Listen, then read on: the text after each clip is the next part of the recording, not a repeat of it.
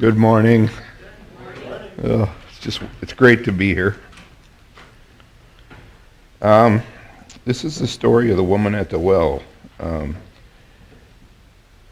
when I first heard this story, I was struggling at the time, and it just really resonated with me. It was like it was just surreal, because it really spoke to me. Anyways, I'm just going to read through it word for word, I guess. When Jesus knew that the Pharisees heard he was making and baptizing more disciples than John, though Jesus himself was not baptizing, but his disciples were, he left Judea and went again to Galilee. He had to travel through Samaria. From what I understand, they would normally take a long way around. The Jews would, and probably pretty arduous. They would normally take a long way around. They wouldn't go through Samaria, because the Samaritans, they were part Jew, part Gentile, and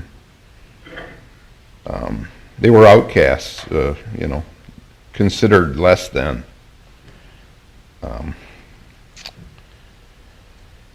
So he came to a town of Samaria called Sychar, near the property that Jacob had given his son Joseph. Jacob's well was there, and Jesus, worn out from his journey, sat down at the well. It was the 6th hour, I think, which is the middle of the day, the hottest part of the day. So there wasn't anybody there. The women would come and draw water at the well. They would do it in the morning when it was cool, and it was like a social event. They would, talk to each other and things like that. A woman of Samaria came to draw water, and Jesus was at the well. And this is the middle of the day.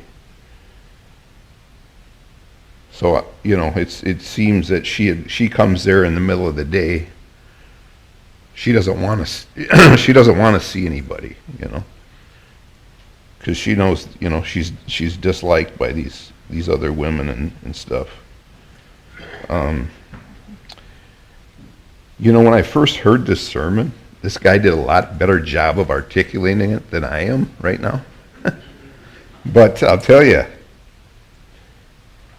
when he talked about the woman being an outcast and stuff, I kind of just looked at myself and thought, wow, I can relate. "Give me a drink," Jesus said to her, "for his disciples has gone into town to buy food." "How is it that you, a Jew, ask for a drink from me, a Samaritan woman?" she asked him, for Jews do not associate with Samaritans. She must have been just kind of shocked to see him there, I would think. Jesus answered, and this guy, this was, when I was hearing this for the first time, I had heard this story as a kid, but not really thought much of it, I guess. But this part right here, "I knew the gift of God, who is saying to you, 'Give me a drink,' you would ask him, and he would give you living water." And I just believed that, When I first heard it, I just really believed that. And like I say before, I hadn't thought much of it. But it really just, resonated with me, "Sir," said the woman, "you don't even have a bucket, and the well is deep. So where do you get this living water?" She's probably, I don't know what she's thinking, but she's doubtful, for sure. "You aren't greater than our father Jacob, are you?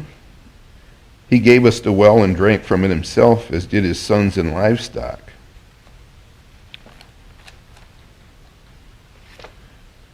Jesus said, "Everyone who drinks from this water will get thirsty again, but whoever drinks from the water that I will give them will never get thirsty again, ever. In fact, the water I will give him will become a well of water springing up within him for eternal life. Yeah, wow. You know, I remember the first time I heard this and listened to it, I should say. I remember think of the water of the world. You will thirst again for the water of the world, and that could be anything. For me, it was a lot of things, you know. Whether it was relationships, alcohol, money, you know, just things like that. And I really it had me reflecting on just some of the things I had been chasing for over 40 years and how I was never really satisfied. The things I thought, you know, things I thought if I had enough money and if I had a nice girlfriend and if, you know, I had, you know, everything would go smooth then, but it was never really any fulfillment in that. You know, when I first came to Hope Community Church, Pastor Barry was here. And he said, yeah, we need somebody to clean the church. And I said, okay. I said, yeah, I'll do that. That's good. And he said, I wanted this to be a blessing to you. And I thought, well, yeah, you know, I'm glad to do it. You know, this is what this is part of my changed behavior at the time. You know, I want to get out of myself and do something for somebody else, because that's kind of what I was taught in AA and as well as in church. And I can tell you, it has been a real blessing to be able to clean this church, because there's been times I've came here to do some work, and sometimes I'm having a good day, and sometimes I'm not having such a good day. You know, I don't talk about this a whole lot, but every time I clean this church, boom, it's a good day. I feel good. And that's God, you know. That's God, for sure. All right.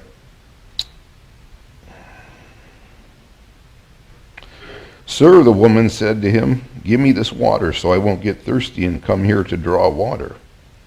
I got a feeling she's still doubting. Go call your husband, he told her, and come back here. I don't have a husband, she answered. You have correctly said, I don't have a husband, Jesus said. For you have had 5 husbands, and the man you now have is not your husband. What you have said is true. Sir, the woman replied, I see that you are a prophet.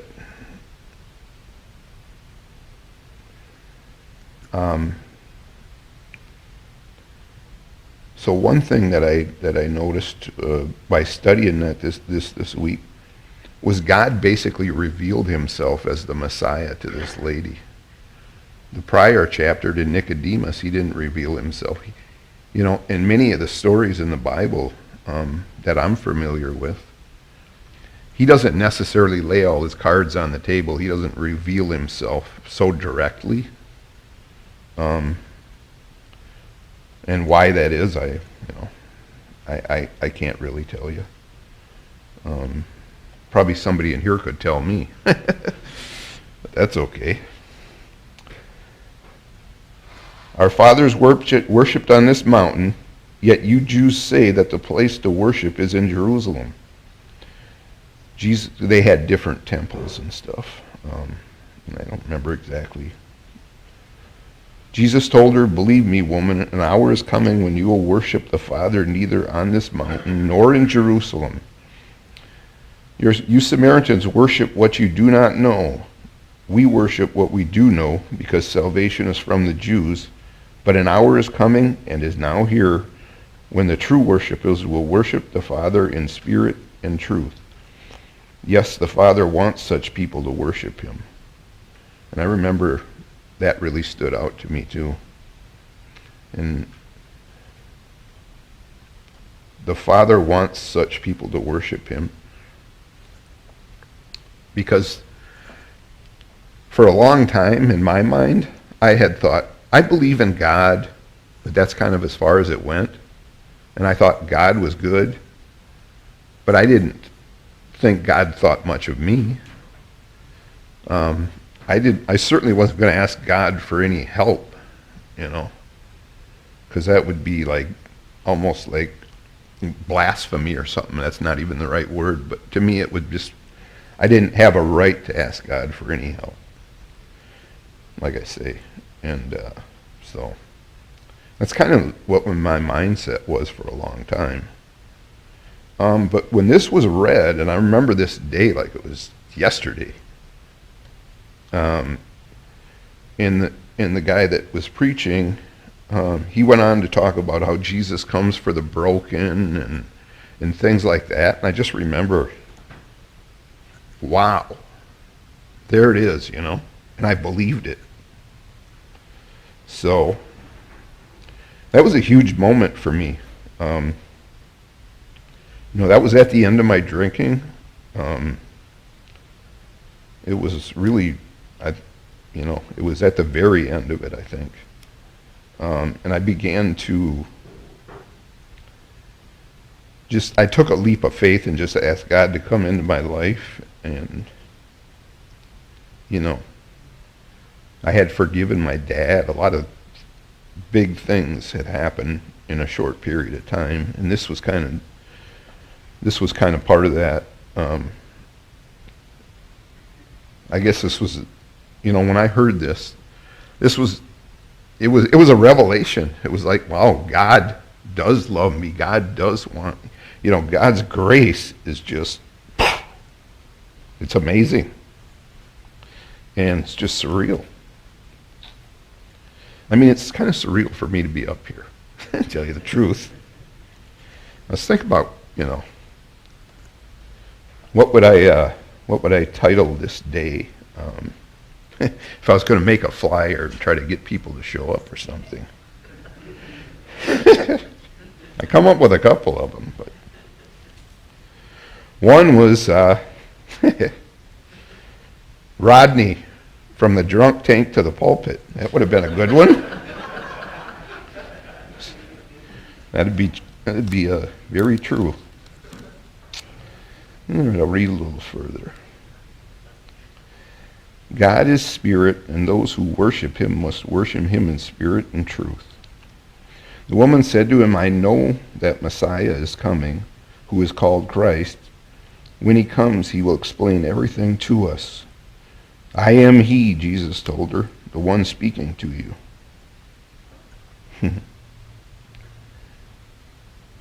That's, when that was read, I remember really believing that God was speaking to me right then and there. And that was the best thing that ever happened to me.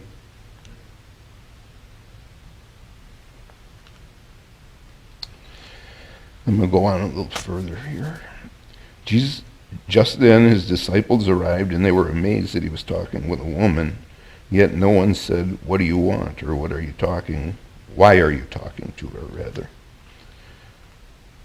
Then the woman left the water jar and went into town and told the men, come see a man who told me everything I ever did. Could this be the Messiah? They left town and made their way to him. In the meantime, the disciples kept urging him, Rabbi, eat something. But he said, I have food to eat that you don't know about. The disciples said to one another, could someone have brought him something to eat? And this right here just really pops out to me. My food is to do the will of him who sent me and to finish his work.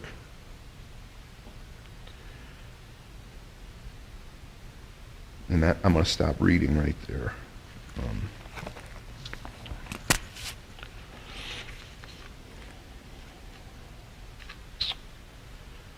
It was a little bit like I was talking about earlier.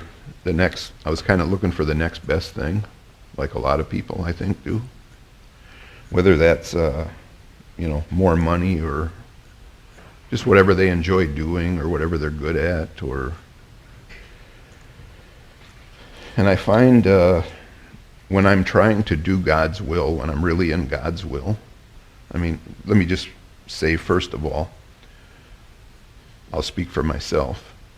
Wouldn't it be nice if we could do God's will and that would be it and never take it back? For me, it's a constant, it's a struggle. I'm doing God's will and all of a sudden I'm doing me again. And it's like I gotta, rein myself back in. It's hard to do God's will at all times. It's probably impossible because we're sinners.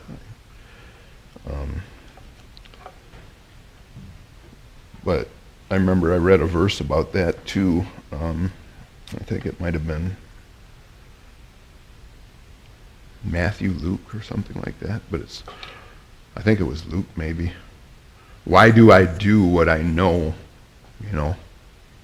is wrong, basically? I should have, why do I do that? I do. It's a whole lot less wrong than it used to be, for the most part. My standards are a little higher these days. Isn't that great?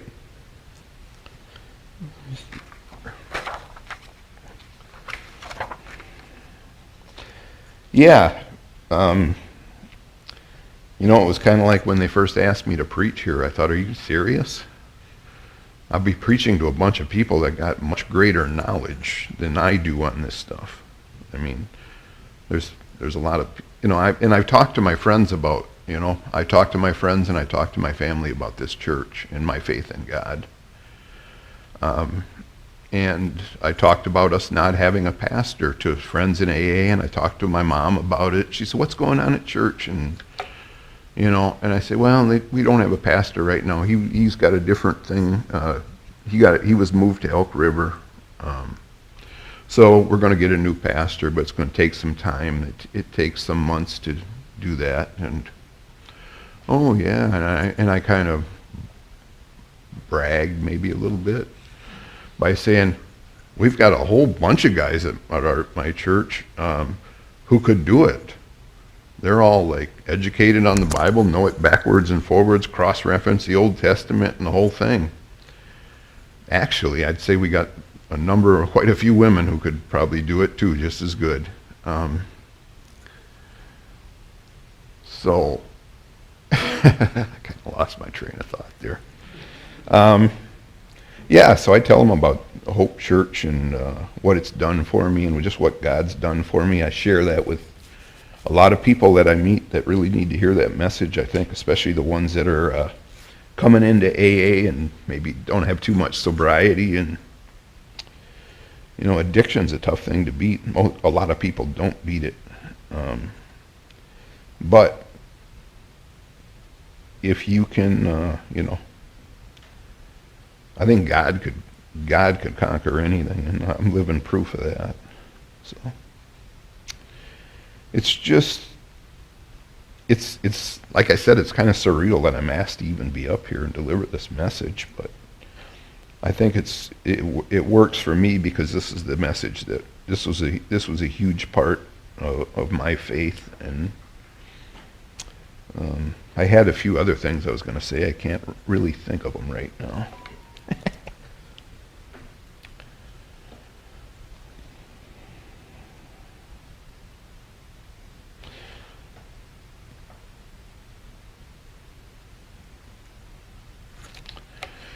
I don't have a whole lot more to say.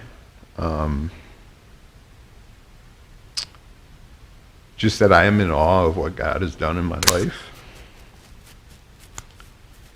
And I am just so grateful for that. God revealed himself through Isaac and Jenna on the streets of Minneapolis. Because here's these kids, they're being friends with me. I'm like, what do these college kids want to do hanging around with me? I think I got whiskey on my breath, and I'm looking rough here. What are they doing? You want to go out to lunch? Oh, sure. At the DC Center around all the other college kids? Yeah, did I hear that right? Yeah, okay, let's do it. I'm hungry. Um, that was just the beginning. And then, like I say, this sermon and just the way that people treated me. And you know what? I started treating other people the same way. I started loving other people for no reason. And that was all God in me. And you know what? It was a total 180 for me from the way I used to be. And to me, and I've seen it happen in other people too, that I know.